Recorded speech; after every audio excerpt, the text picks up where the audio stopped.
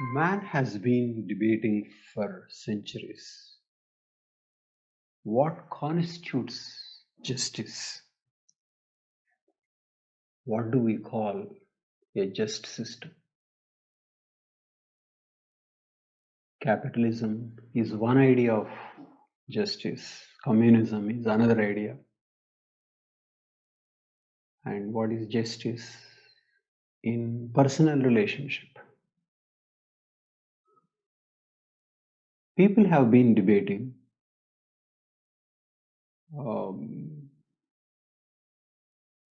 It appears that people have different opinions on what constitutes justice.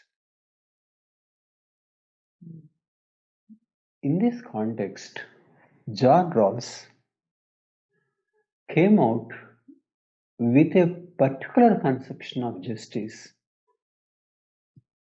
where he claims everybody will think like that.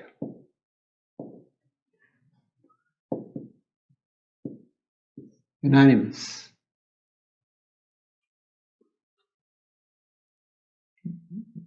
Each man has the same notion of justice. Then why do people argue about what constitutes justice? To Rawls, the main reason is that people argue from the viewpoint of their interests, their vested interests in their position. For example, what should constitute a proper man-woman relationship in a marriage? Man will have, this is what marriage should be, and woman will have a different conception.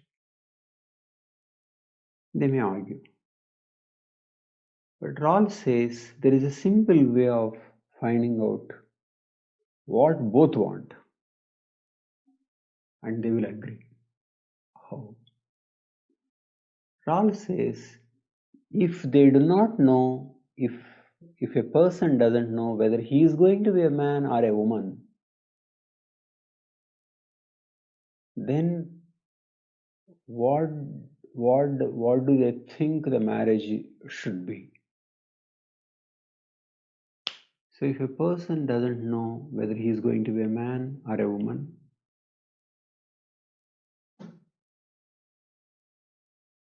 then what will he think about how woman should be treated, how man should be treated? Which means different systems of justice are coming because of people think this is what they are going to gain given their position, and when they do not know, they will have an idea of what is justice and what is fair.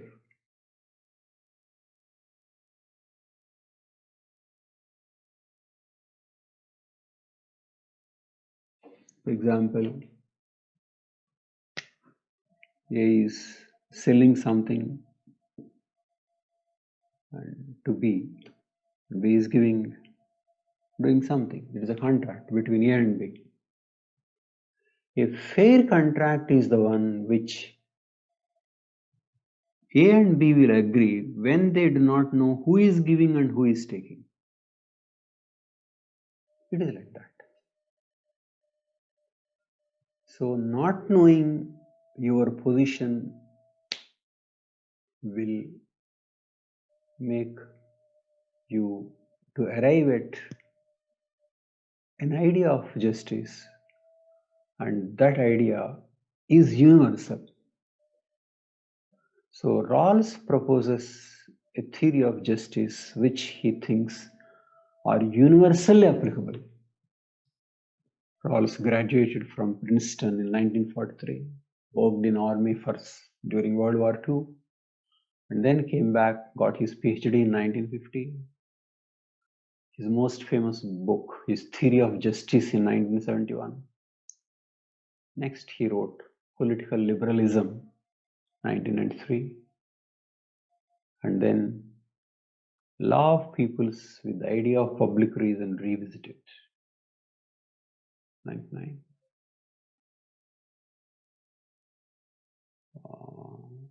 His heroes are Kant and Lincoln. Came from a wealthy family, but from an area where slavery had been an issue. So he reflected on moral issues of slavery at a personal level. So this was his background. He proposed his theory in 1971 and later revised. And his final book was Justice as Fairness, a restatement in 2001, 2000, maybe published later. Okay. So what did he say about this? There are two parts to this. First thing is that when people do not know their position, they will agree on certain principles of justice. So when they do not know is one, and what principles they agree is another. Okay.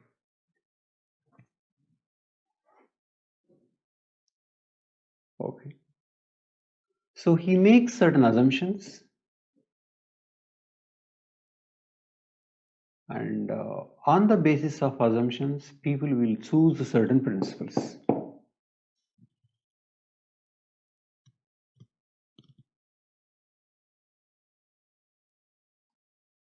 Okay. What are these assumptions? The assumptions are not knowing about oneself, veil of ignorance, not knowing about oneself.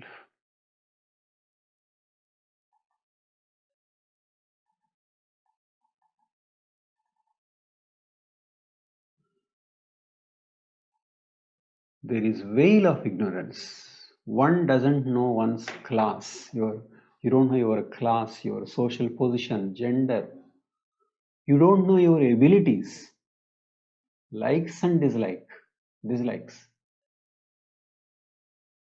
And interestingly, you don't even know, you don't have any preconceived notions of what is good. It means you don't belong to already one particular religious school or philosophical school, think that this is justice.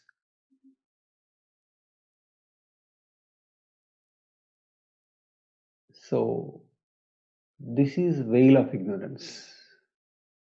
You don't know yourself. Okay. And you have to choose a society that distributes certain goods in a particular way. And Rawls thinks of justice in terms of how those goods you expect to be distributed when you are going to be a member of that society without knowing anything about you. It is like that. But that society is assumed to have moderate scarcity, and goods one is talking about are not simply economic, but about rights, powers, opportunities, and basis of self-respect.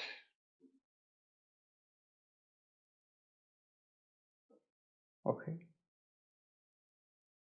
And also assumed are that a person tries to maximize these goods. He is risk averse. He's not gambling, and he is non-envious. He doesn't think in terms of how to reduce others' outcomes, rather how to increase one's own outcomes. How to increase one's own outcomes? Okay. So,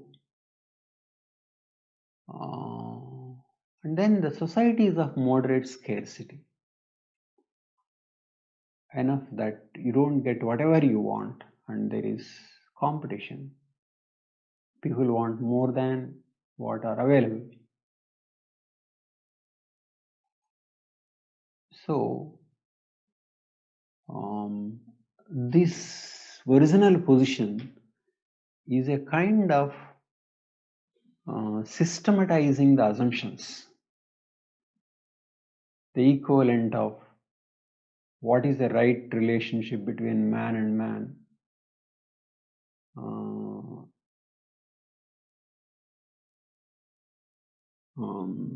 You will agree when you don't know whether you are going to be a man or a woman. When you don't know whether you are going to be a man or a woman. So Rawls is giving a position, original position, with certain set of assumptions. Okay. And justice is in terms of how the goods are distributed. Goods here not simply economic, but political, psychological. Okay. It is not about how the government is distributing, it is about how the society is distributing. Society may consist of religion, it includes family, institutions of culture. So there are goods, goods are going to be distributed. So how the social institutions are functioning in a way that these goods are going to be distributed? What are the principles of distribution of goods? Okay. Or that is to say, what principles you will choose under the original position. Which means, what do you think is a just society? What do you think is the just society? And Rawls says, what you think is the just society is what everybody will think as the just society. And so that must truly be a just society.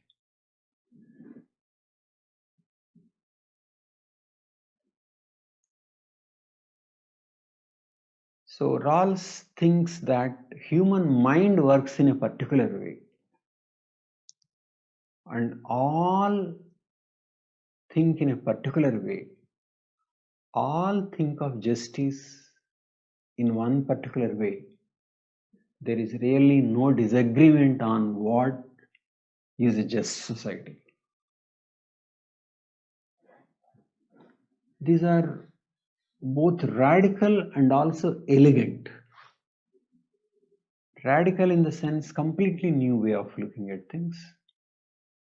Elegant in the sense it is so simple. So Rawls' theory of justice is about what we think as fair when we do not know what we are going to be in that particular society. Remember, not knowing means not only not knowing what is an ascribed part, not knowing gender or a caste or your social position. You don't even know what abilities you have, which means you don't know which abilities will be favorable that will help you to reach the top, and whether you have them. You don't know which disadvantages you shouldn't have, by which you will go down the bottom. You don't get the goods being power, wealth, income. So you don't know about your abilities. You don't even know your likes and dislikes. So if you like, maybe you will do certain things better. You may like mental labor rather than physical labor.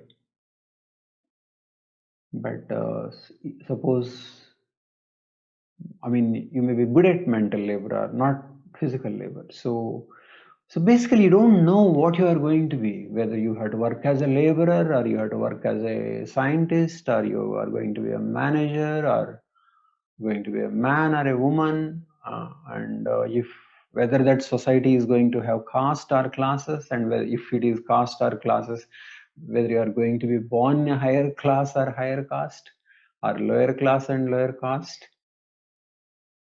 Okay. So you don't know. So when you do not know what kind of society you will choose, that is, in what way that society will distribute its goods, what do you want such a society to be? And also it's assumed that once you make a choice, you cannot watch that society and then say, see, I like mental labor, but these people are giving more importance to physical labor. I can't work in the system, and then come out and choose another kind of society. No. Once you enter, you are there. You cannot run away.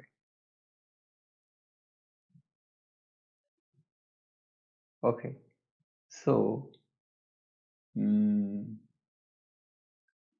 justice as distribution of goods. Okay. And next, Rawls talks about the principles. On what principles those goods have to be distributed. Okay. And Rawls thinks people will choose certain liberties first. Okay. Or he would say there are three principles. He gives three principles. We should have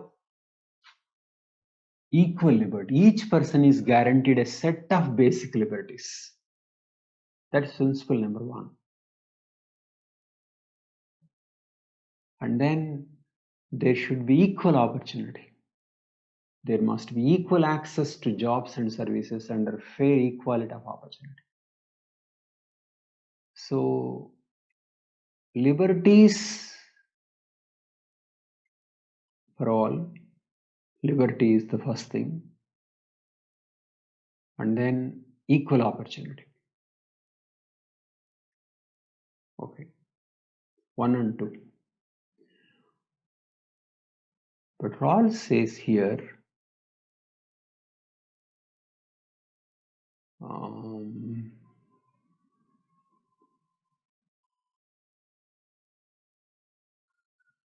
he says something which he thinks that because people don't know whether the system is going to work to their favor or not, whether they have the abilities that are rewarded in the system, or they don't have the abilities, or they may be born to rich families or poor families. Okay. So Rawls thinks that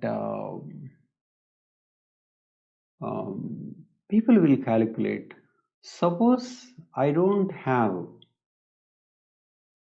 the required things to go to the top, or I'm not born in a higher position, or I'm not born with the right acquired, right uh, inherited characteristics.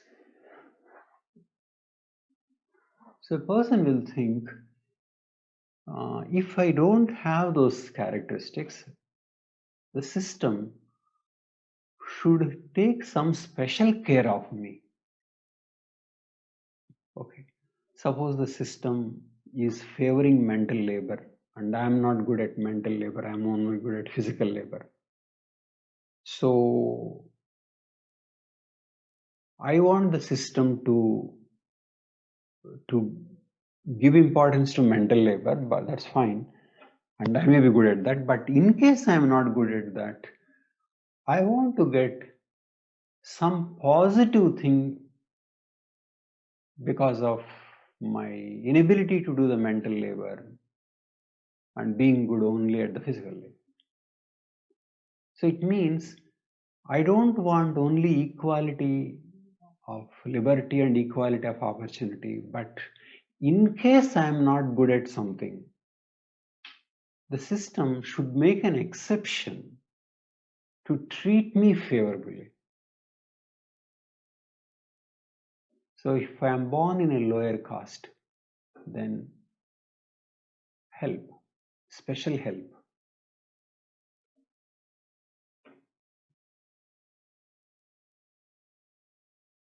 So if I am handicapped, special help. Don't have specific skills, special help. Because since I don't know whether the system will be favorable to me or unfavorable to me, if it is going to be unfavorable, I want to be least affected. Okay. But if the system is favorable, fine, I have no problem. So man doesn't want equality according to Rawls. Man wants to be discriminated in case he doesn't have a thing that is rewarded by the system. So he goes for this principle called difference principle. Difference principle says inequalities are justified if they benefit the least advantaged members of the society. So 1, 2A and 2B. Okay. So liberty and equal opportunity, but also difference principle.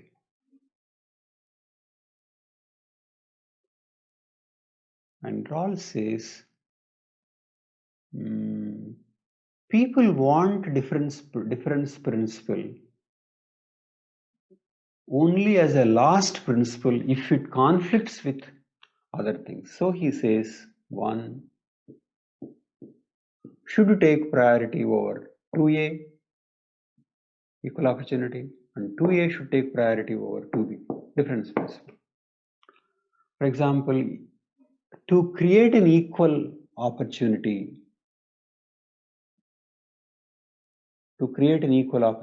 rights should not be taken away.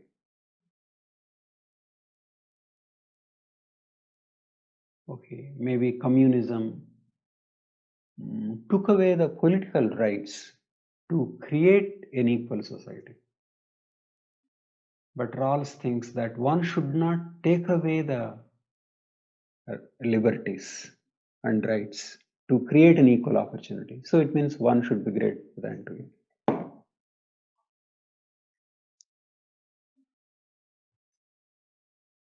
Okay. And between equal opportunity and difference principle, equal opportunities should take precedence over difference principle. Try to give equal opportunity.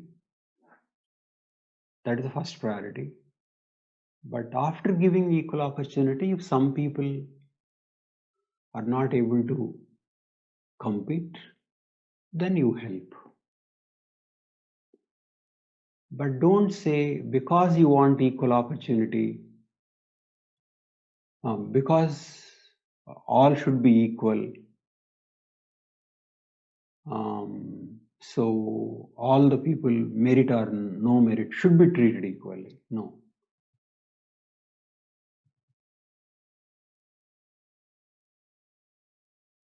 Okay. So positive discrimination comes in the end. Opportunity creation is the first priority.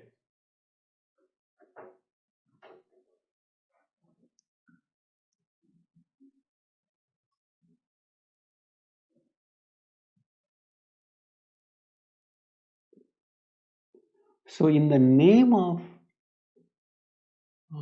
helping the disadvantaged, you don't distort the system.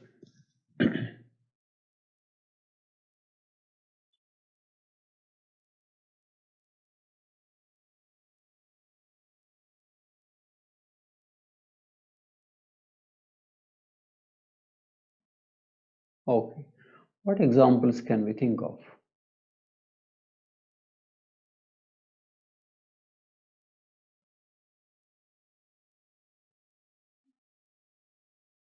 Okay. So this is how, I mean, one may think why this 2B? Because here Rawls says that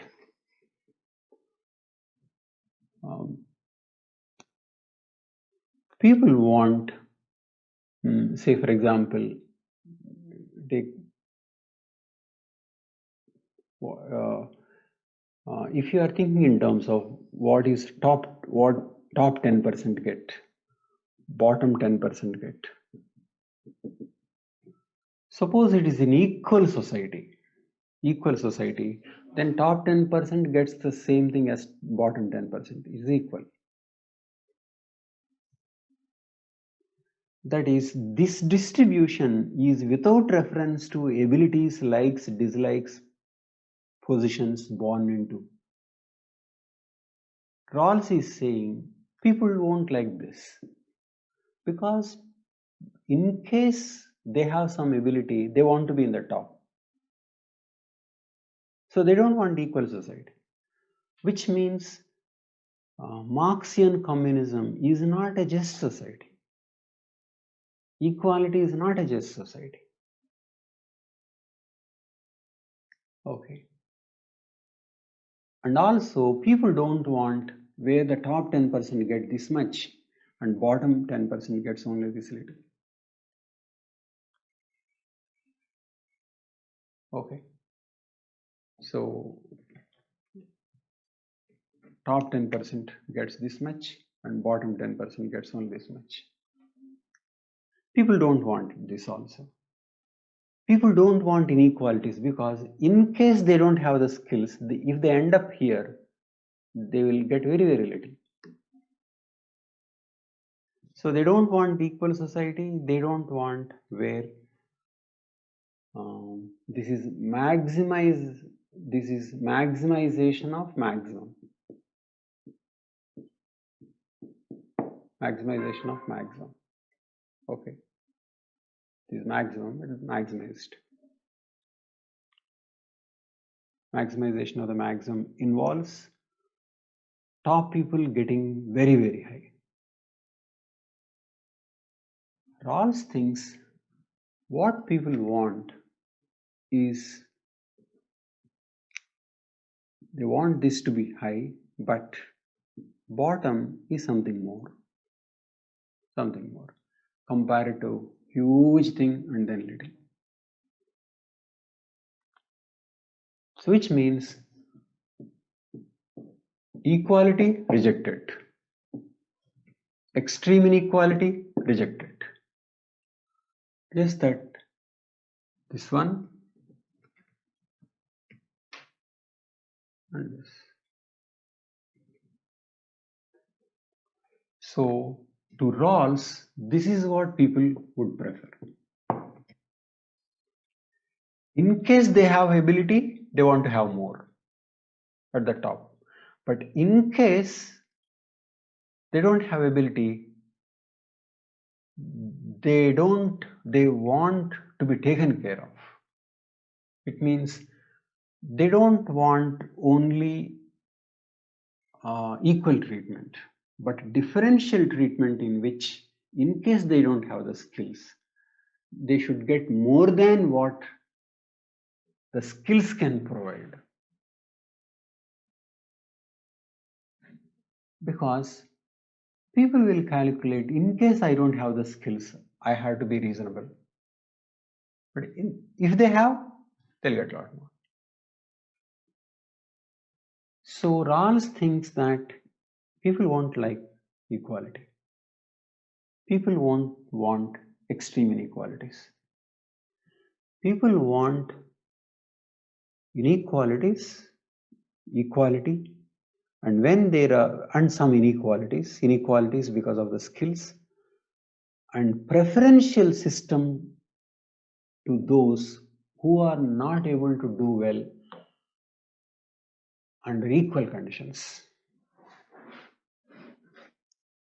Okay, so apply equality condition, give liberties, apply equality condition, okay, and take care of the people who are not able to do well under equality conditions. So treat equally, see who gets what, and some people will not, and help them.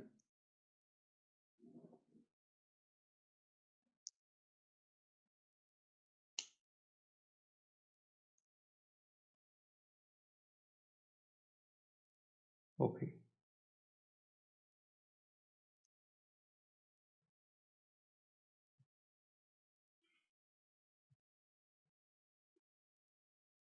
So this is what Rawls thought.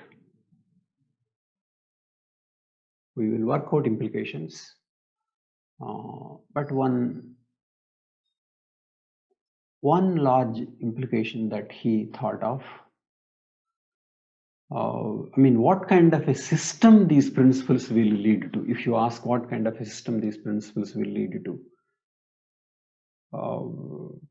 communism rejected, single party system rejected, capitalism, complete capitalism rejected. Why? Capitalism generates inequalities. It doesn't favor the people who are not able to do well under market conditions, if only market is working. So does it mean capitalism plus welfare? Through capitalism generates inequalities, go for taxation, higher taxation, and then use the taxation for welfare. Rawls says if you go for capitalism and generate inequalities and tax rich people will think that they are working hard to benefit somebody else. So that generates the conflict between the taxed and the people who are going to be the beneficiaries of the welfare system. So it means capitalism generates inequalities and the state is taking away, reducing the inequalities in terms of distribution. Rawls instead argues for a different system. Rawls calls for property owning democracy. This idea he got from J.E. Mead. He says more people should have productive assets, education, okay, so that you reduce the creation of inequalities and then prevent the transmission of that inequality. which is high inheritance tax. So which means don't simply allow free market capitalism and tax the rich and give to the poor. Instead, work for reasonable sharing of assets, go for education, health, okay, so that incomes themselves are reasonably distributed. Okay, that is to deal with inequality at source, and then higher inheritance tax. If somebody earns a lot more, but let not that be passed on to the children, or at least reduce that transmission of the acquired wealth. So this is what Rawls system is. So based on this, you can work out, for example, if you have, I mean, should you have private schools? Okay. You should have private schools because people should have the right to go to whichever school they want. Rights are important. Principle 1. It is good. It is. But won't private schools generate inequalities? Yes, inequalities. Is it not a violation of equality of opportunity? Yes, it is a violation. But private schools should be there because 1 is more important than 2A. So private schools should be there because rights are more important. Okay. But then you should help the people who are at the lower end. So special care in terms of reservations, in terms of scholarship, in terms of hostels. Okay. So let public-private play a role, opportunity, but then let there be 2B also. Reservations, specific help, without affecting this. Okay. So one can work out a specific policy and then see whether it is in the priority of this. And this is not about only market or a state or socialism or capitalism.